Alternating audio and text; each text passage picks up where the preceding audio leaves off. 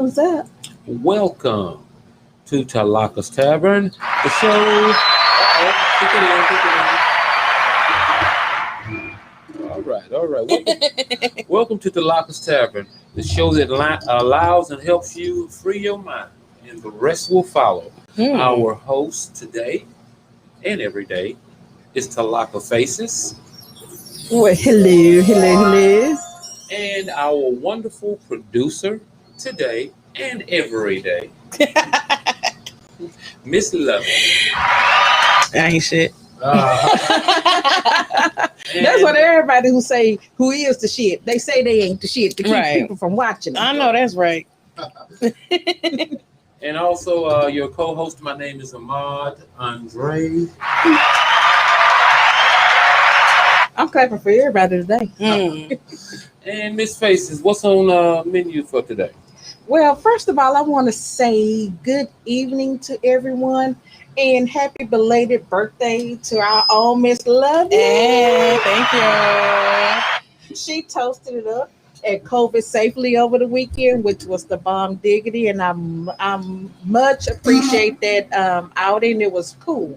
So thank you, Miss Lovely. That was a great comedy show. Thank you. I'm glad you got a chance to come through. Yeah. You know, we tried to social distance and whatnot. That's the one great thing I love about the Little Jam family. You know, it's always fun, but safety first. You know, we got to We wear condoms and everything on him. Ahmad was like, shit. He just looked at me like, hold on. Speak for yourself, love it. I'm like, what the hell? What the hell y'all got to be involved in? Look, I'm looking over the booth for like this. We got you involved in some. Where they at? Where they at? What you need? You need one? I'm just kidding. Hey, we'll get you family. We'll get you covered now. Thank you so much. So, this is February, y'all. I'm so excited about February. February, besides December, is my third favorite month because it is Black History Month. That's like me, and I'm snapping me up. And I believe that we all create Black history every day. I'm here right now creating some form of Black history. So I'm excited about that. Also, it's my second favorite holiday, which is February the 13th, which is Black Love Day. Black Loves. And then my fourth favorite holiday, Valentine's Day. So yes, I double dip. And so we're here tonight to just talk about a little Black history, a little Black love. Remind everybody that this Friday for the ladies is Red Dress Day. Wear your red for heart disease because heart disease is one of the number one us as Black folks.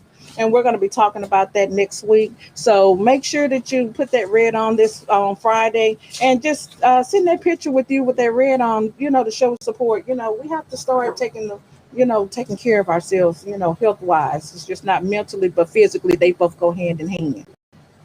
So, Mr. Ahmad, how was your weekend? Just give us, you good? Actually, my week was nice and boring. It was lovely. It was wonderfully boring. So, well, okay, yeah. Well, good for you. Man, boring is wonderful sometimes. I guess so. Well, I got and turned a few corners Sunday evening. So okay, well, that was a few. a few corners. You had to free your mind. Yeah, free my mind, and nothing didn't follow, but I freed my mind. Well, it's a good thing. It's a good thing. Ain't nothing followed, but I well, it's freed a my good mind. thing you're not picking up no strays. Yeah. So this month is actually Black History Month. So we're gonna start off talking about Black history. It's so right now we're in a pivotal time, with us, Black history, mental health, everything that's going on with the police brutality and with our prior president and other issues. And so right now, with it being Black History Month, one of the things that I just wanted to start out with was, do we think that we're making a do we think that we're moving forward? Are we stagnant, or are we going backwards? That's one of the questions that I have. Uh, uh, Stagnant. We're stagnant. Yeah, right now we're stagnant. So we're moving forward due to the past presidency. So it was like one step forward, two steps back. So what is it? Two steps forward, one step back. Yeah. So it was like that. We had a few hiccups along the way. A few hiccups. I Yeah, think we had some. hiccups. I think we had some major hiccups with regards to the violence towards us, some destruction of neighborhoods, the loss of jobs, just the overall non-care from our prior. Um, President. yes. Yeah. Well, I think Prior president. yes. And something I hate to say it, something Tyson said, and rest in peace. She was actually one of my favorites. Something that she said kind of stuck with me. It was like back. I'm still on entitlement. I haven't let that go. I still feel like we have created a generation of people that are entitled and feel like people owe them everything. And something she said was, she said, "I feel so guilty about the state of our young people to say." Today, and I say that because our generation, and she's speaking of hers, fought for everything. We sit down to fight. Um, we fought to sit down at a counter, to sit on a bus, and they were left with nothing to fight for. And when I heard that, that stuck with me because I feel like our children, we were back with the entitlement, were given so much until they don't feel like they were truly left with nothing to fight for. They didn't see the suffrage that went on until until all of the shootings and killings just became so apparent that our lives really didn't matter to other folks. Okay. Yeah.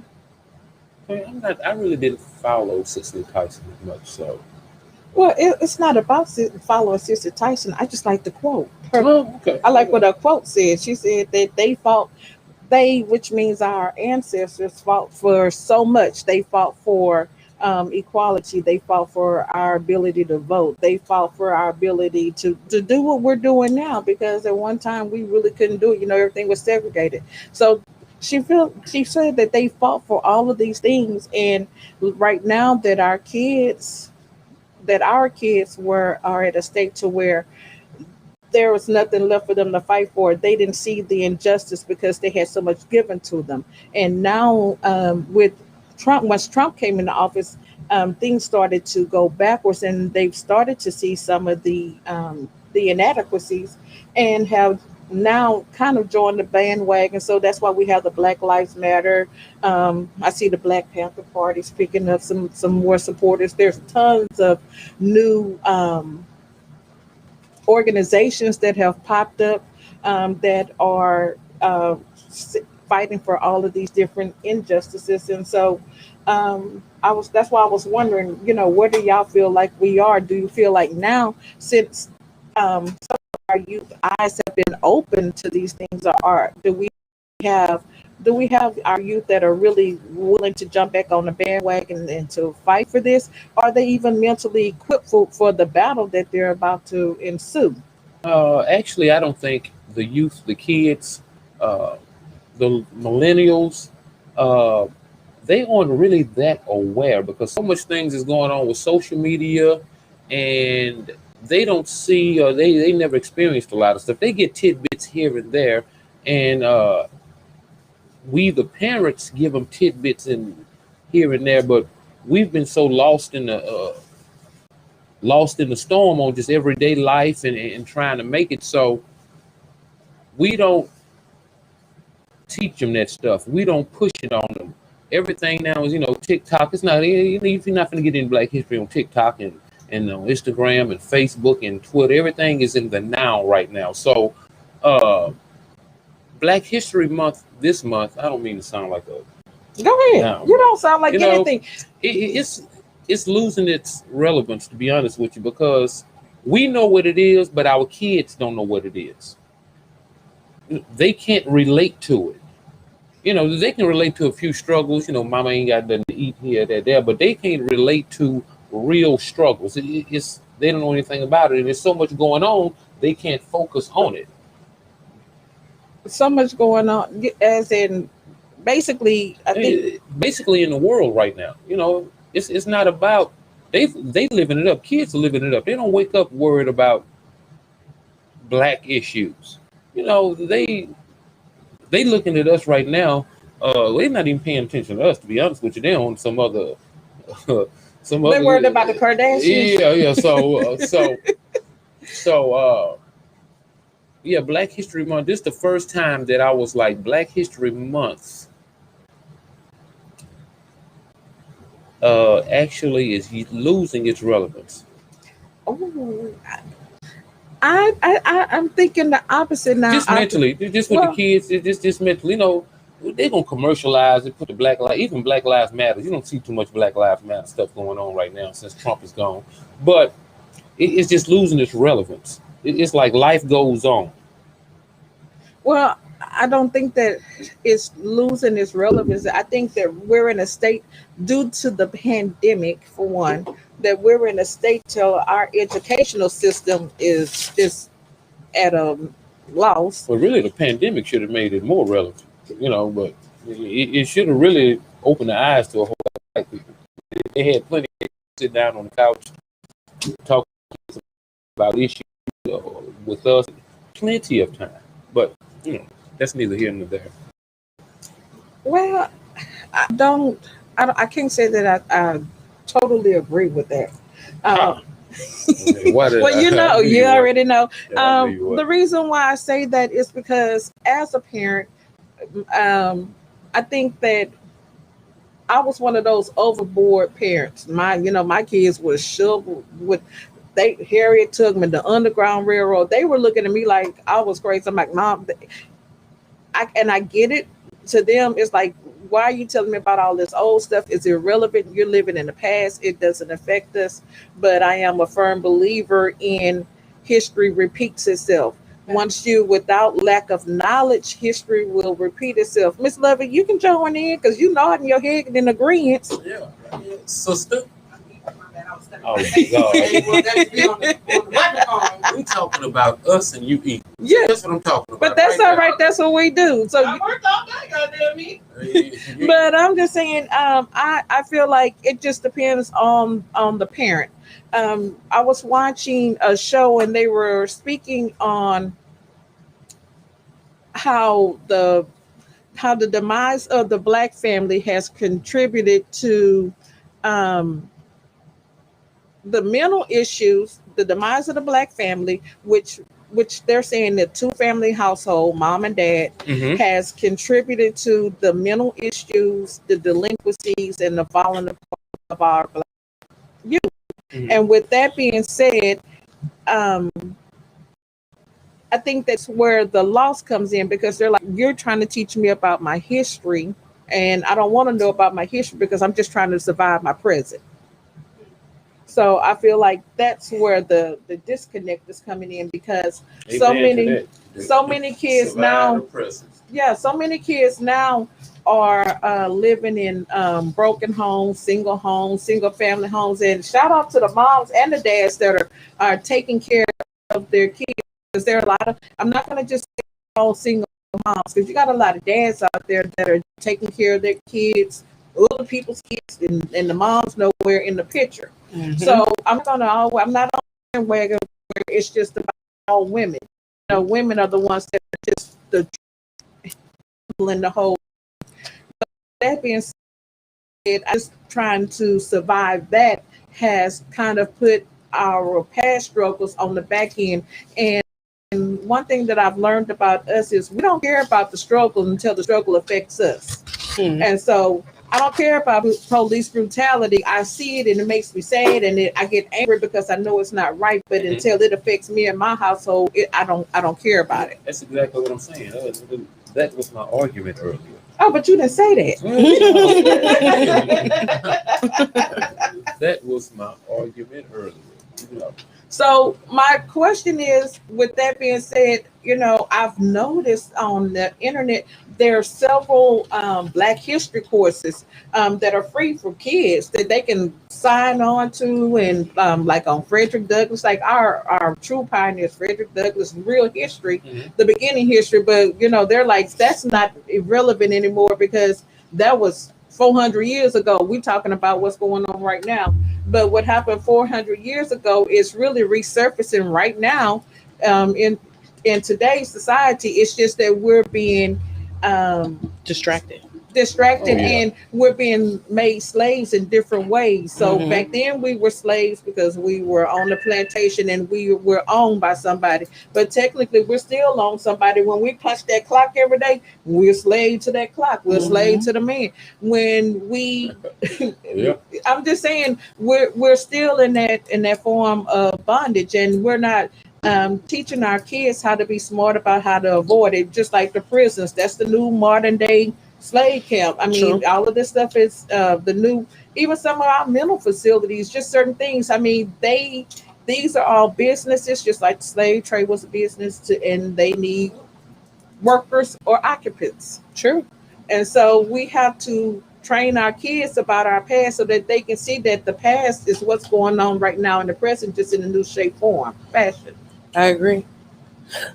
Excuse me. I agree. I don't have kids, but I'm a big history person. So even when I was in school, my mom was always like, pushing school at me and the studies, and all it did was program me to, when I was waking up and understanding like life around me, I was able to do my own research and find out the real stories. And, history was written by winners. You know what I'm saying? Yeah. So you're getting a version of history when you're in school, but it's important to have that relationship with your kids to be able to tell them while they're going through it what the real story was or what other parts that was left out. Because, It was they even took slavery out of the history books because they want to not look like, Oh yeah. the bad guys. And that's not really, helpful to us. Now I'm gonna tell you a true story. I didn't know anything about slavery. Mom, thank God, my Girl. mom. Well, hold on, let me explain. Let me explain.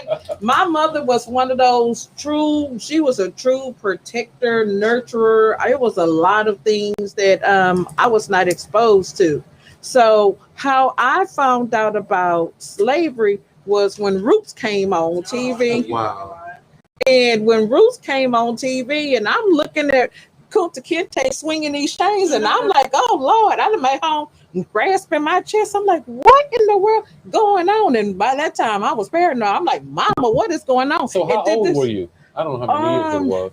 I think Roots came out sixth grade for me. Oh, okay. That was in the 70s. Yeah. So had to be about sixth grade. So had to be about 12, 13. Yeah, well, that's understandable. You ain't know nothing about it. Well, That's no, because my thing is stuff like that. My kids was raised up. I started teaching them about this knee high, 2, 3, 4. Hey, no, you need to pay attention. They might have not got it, but they heard it enough to where by the time as they were getting older, everything that I was teaching them was clicking in, and then they were able to make better decisions. So for me, my until sixth grade, I was raised up predominantly around Hispanics and white folks. I didn't know any different. And Well, you still look Spanish. Okay. you see, you're trying to be funny. So with that being said, I didn't know, why, I didn't know. And so the same night that Roots came on, back then I didn't know it. I was a kid. I was in my own little world. The little mosquito truck came down spraying all the stuff. And Lord, I like the lost it because I'm like, Lord, are they coming back to get me? What is going on? So we had to have a whole serious talk. And my mom was like, oh, get a book about it. She was one for I learned how to use that card catalog at the library quite often, fooling with my mom. She believed a book was an answer to everything. And so I just feel like I say that to say this, that a lot of our kids now still have no clue about any of this because they feel like it's old, that it'll never happen again. And I'm not the best history buff, but I do know from watching some documentaries that in some states that slavery is still legal. It hasn't been made illegal in some states right here in the United States, and they can make reversals and all kinds of stuff. So it's not like this can't legally happen to us again. And if you're watching what's going on in Liberia, you can buy they selling slaves right now on the auction block. 250 is the cost for a black man, 200 for a woman. Wow. And that's going on right now, but they're putting all of that's being swept up under the carpet, which is horrible. So right now, I don't think it's getting swept under the carpet. I just think we don't see it here. They may see it internationally, but we don't see any of We that know on our about own. it, but it doesn't affect us. So I wouldn't even say that. I would just say, how can we be too concerned when we got what we got going on over here? Yeah. Like it was a time where we were very into international, other people business, basically. Yeah. But now it's like, yeesh, we got our own shit, so motherfuckers ain't really even fucking with us internationally. Yeah, that's true. People are very standoffish right now with America. Yeah. I remember back in the day, 90s, when being woke Still cool. still cool. I don't know who you to because Yeah, everybody you know have what their I'm own definition of woke. Mm. Oh, what's your definition of woke? My definition of woke is being aware of what's going on in my local surroundings, being aware of what's going on within the whole US of A where I live at, and having some international knowledge. That's a part of being woke. Also being able to make sound decisions, especially when it comes down to utilizing my vote. To make my voice heard on some things. Some things you're gonna have to take a stand on whether you want to or not. But you're gonna be right now. We're at a point in our lives where we're being forced into a wall where you're going to have to make a stand on something, and you can't just follow the crowd and you have to make wise decisions. You can't just say, well, I don't, just like with Trump, you have, if you ask most people now, most black people right now, which I found Trump had a strong, a lot of people don't believe it, but Trump had a strong hold in the black community, all because he gave us a stimulus check. And I'm like, are y'all serious? And they like, yeah, he give me that 2,000. I'm gonna vote for him again. I'm like, you gonna sell your soul for $2,000? Well, that was a part of my next question. When you say woke, sometimes money comes from Trump's office. You can be woke, but you got to pay your bills. Okay, but that 2,000 ain't gonna pay much of a bill. I'm just saying. That 2,000 ain't gonna even get you through that first month. You gonna pay. You already behind. It ain't gonna catch you up. So you still woke. You gonna be in the soul your soul for what? Hey, You still negative. woke. So so what's your definition of being woke? Oh, well, my definition of being woke is just knowing where you from, who you are, and why you here. Knowing your history, knowing the reasons for everything that's going on in the world around you. When it comes to you, everything that affects you. When you go to work and you look at the people, you know what's coming because you woke. Oh yeah, I stay woke on that one. So you walk in the supermarket. You go to these little small towns. You woke. Don't nothing surprise you. You know who you are, and like my partner say, the devil. You know what the devil finna get to you. So you're aware of that. So that's being woke. And hopefully, and knowing all your history, all of it. Well, the good, the bad, and the indifference. Yeah. Because, what I'm finding is a lot of people at this stage in the game, because they have their degrees and they live in certain neighborhoods, feel like they're exempt from certain things. Well, they are woke, but they not walking. They sleepwalking because they sleepwalking. They not why woke. you shaking your head? They know. No. You know how you know right from wrong, but the wrong pays a little bit more. It makes your life a little bit easier. So they woke. People play dumb. Well, black people play dumb, but they woke. There's enough stuff out there and tossed at you too. But if you know it and you're not living and walking in it, then you're not woke. The definition of being woke is knowing it and still living in it and walking in it. Knowing that the system was not made with us in mind, was built on our backs, and being aware of that. Well, what I'm finding, and that's what I'm seeing. A lot of people, many of us, because we feel like we've reached this status, we don't stand in our truth. We don't stand in any of it. It's all about self-preservation And money. yeah, and that's the problem I think that we have now with us is that right now we have created a society where everybody is about it's all about me. I'm gonna get you. I've heard so within the last 6 7 years. I've heard I'm gonna get you before you get me. I'm not even trying to get you. You done got me, and I'm looking out for you.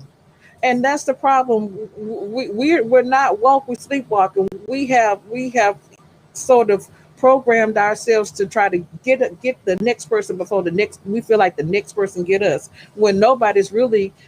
You're getting the wrong people. Really? Oh, I'm sorry. I'm sorry. I was reading my notes. Well, I'm just saying. I guess you don't. What do you think about that? I was reading my notes. Well, no, I asked the question now. I was reading my notes. But I asked the question. My question was, have we become a society to where we as people, we're too busy trying to get each other before too busy trying to get the next person before that person get us. Oh, yes, every day. And I think that that's the biggest issue. We're too busy trying to take each other out. It's like, man, I'm gonna get them before they get me. And the sad part, nobody's trying to get you.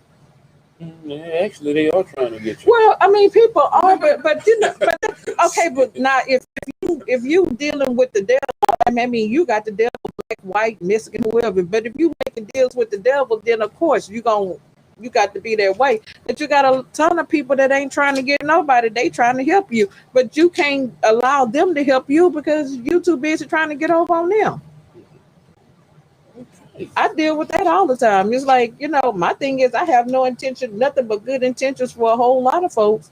But everybody's mentality is, I don't know, I'm looking out for me, man. I have to take care of me. Yeah. I'm like, well, but by you taking care of you're gonna mess over a lot of people. You're gonna miss out on a bunch of blessings because you're too busy trying to get somebody before you get got, and that person really don't have the intention on getting you. Well, free your mind, then. That's the show. Well, I'm just saying. She's freeing her mind right now. I'm looking at her like, damn.